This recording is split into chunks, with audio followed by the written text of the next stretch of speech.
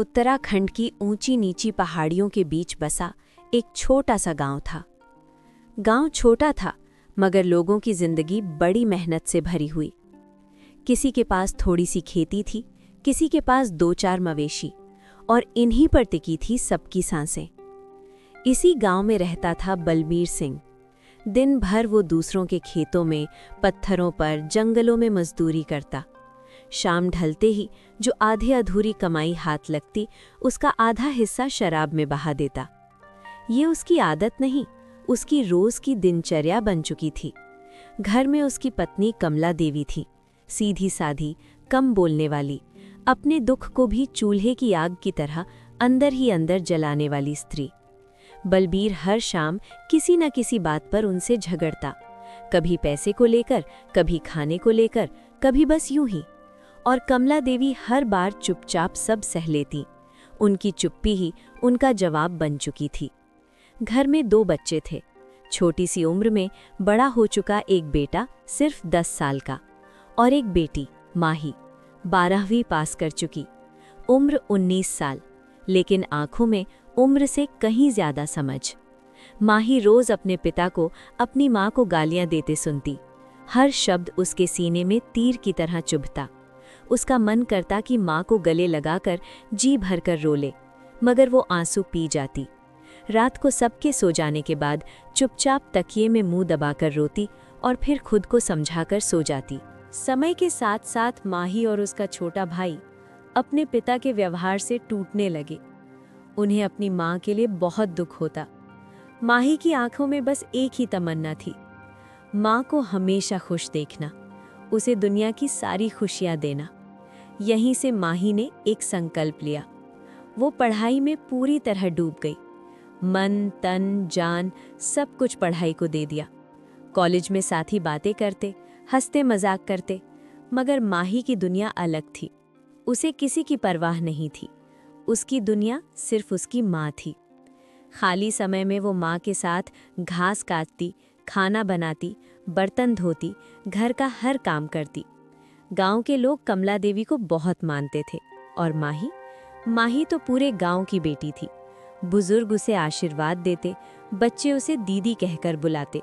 वो सबके साथ प्यार से रहती। लेकिन पिता नहीं बदले। कितना भी सुनाया गया, शराब नहीं छूटी। फिर एक दिन सब बदल गया। कमला देवी के पेट में तेज दर्द उठा। एम्बुलेंस बुलाई, अस्पताल पहुंचे। डॉक्टर ने कहा दोनों किडनी खराब हैं। घर में जो थोड़े बहुत पैसे थे, सब इलाज में लग गए। अब न घर चलाने का सहारा था, न माही की कॉलेज फीस देने का। भारी मन से माही ने अपनी पढ़ाई बीच में छोड़ दी। कुछ साल पहले उसने मामा जी के यहाँ गाड़ी चलाना सीखा था। अब वही हुनर परिवार का सहारा बनने वाला था। उसने बैंक से लोन लेकर गाड़ी चलाने का फैसला किया। गांव के प्रधान जी माही को जानते थे, ईमानदार, मेहनती, सच्ची लड़की। माही ने हाथ जोड़कर उनसे मदद मांगी।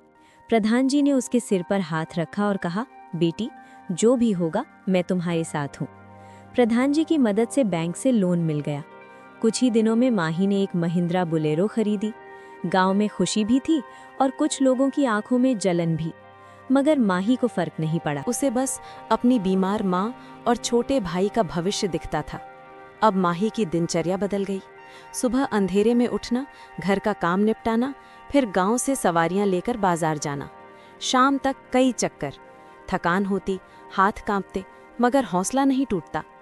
आमदनी होने लगी, घर का चूल्हा जलने लगा, माँ का इलाज थोड़ा बहुत चलने लगा, भाई की पढ़ाई जारी रही। समय बीतता गया। माही गाड़ी चलाते चलाते 21 साल की हो गई। एक दिन माँ ने धीरे से कहा, बेटी, अब तुम्हारे लिए रिश्ता देखें। माही मुस्कुरा दी। हर बार कोई ना कोई बहाना बना देती। माँ सब समझती थी, फिर भी चुप रहती, क्योंकि वो जानती थी माही चली गई तो ये घर, ये परिवार किसके सहारे जिएगा। एक रात माँ की तबीयत फिर बिगड़ी। माही उनके पास बैठी रही। माँ ने कांपते हाथों से माही का हाथ पकड़ा और कहा, बेटी, मैंने तुझे कुछ नहीं दिया, तू मेरी वजह से थक गई। माही की आंखों से आंसू बह निकले। उसने माँ को सीने से लगा लिया और पहली बार जोर जोर से रो पड़ी। माँ, आप ही मेरी ताकत हो। जब तक सांस है मैं आपको अकेला नहीं छोड़ूंगी। सुबह हुई, पहाड़ियों के पीछे से सूरज निकला। माही ने गाड़ी स्टार्ट की। आंखों में थकान थी, मगर चेहरे पर वही पुरानी हिम्मत। पहाड़ों की सड़कों पर आज भी उसके बुलेरो दौड़ती है। हर मोड़ पर संघर्ष है, हर रास्ते पर जिम्मेदारी। और माही आज भी अपनी माँ की खुशी के लिए अपनी जिंदगी थामे खड़ी है। समय अपनी रफ्तार से चलता रहा।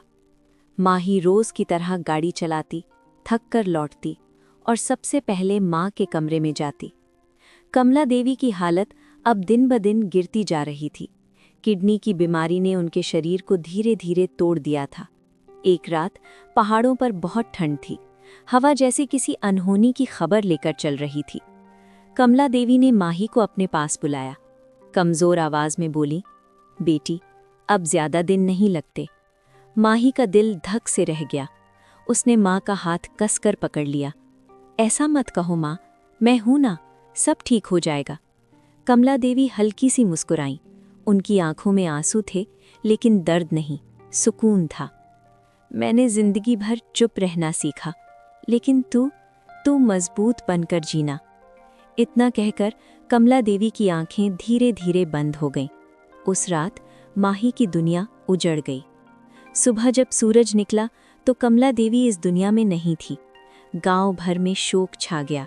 जिस स्त्री ने कभी किसी से ऊंची आवाज में बात नहीं की, आज उसकी चुप्पी पूरे गांव को रुला रही थी। चिता जली, पत्थर बनी माही खड़ी रही। आंसू नहीं निकले। शायद रोने की ताकत भी माँ के साथ चली गई थी। और उसी चिता के सामने एक और इंसान टूट रहा था, बलबीर सिंह। जिस आदमी ने जिंदगी भर शराब को अपनी ताकत समझा था, आज वो पहली बार खुद को सबसे कमज़ोर महसूस कर रहा था। उसे याद आया कमला की चुप्पी, उसका सहना, उसकी आंखों का दर्द। वो ज़मीन पर बैठ गया, सिर पकड़कर रो पड़ा। गांव वालों ने पहली बार बलबीर सिंह को रोते देखा। उस दिन उसने शराब की कसम नहीं खाई, उसने शराब से नफरत कर ली। कमला देवी के जाने के बाद घर बदल गया। शराब की बोतलें घर से बाहर फेंक दी गईं। बलबीर सिंह अब चुप रहने लगे, काम पर जाते, चुपचाप लौटते। माही ने माँ के कमरे को जैसा का तैसा रहने दिया। उसी कमरे में माँ की एक तस्वीर रखी। हर सुबह वहाँ दिया जलाती, अगरबत्ती की खुशबू में अपनी माँ को महसूस करती। वो अब मंदिर नहीं जाती थी, उसका मंदिर माँ का कमरा बन गया था। हर सुबह माही माँ की तस्वीर के सामने हाथ जोड़कर कहती, माँ, आज भी मैं गाड़ी चला रही हूँ, आज भी आपके लिए। और ऐसा लगता जैसे तस्वीर में कमला देवी मुस्कुरा रही हों। बलबीर सिंह कभी कभी उस कमरे के बाहर खड़े होकर माही को पूजा करते देखते। उनकी आंखें भर आती। वो भीतर नहीं जाते, क्योंकि अपराध बोध उन्हें अंदर कदम रखने नहीं देता।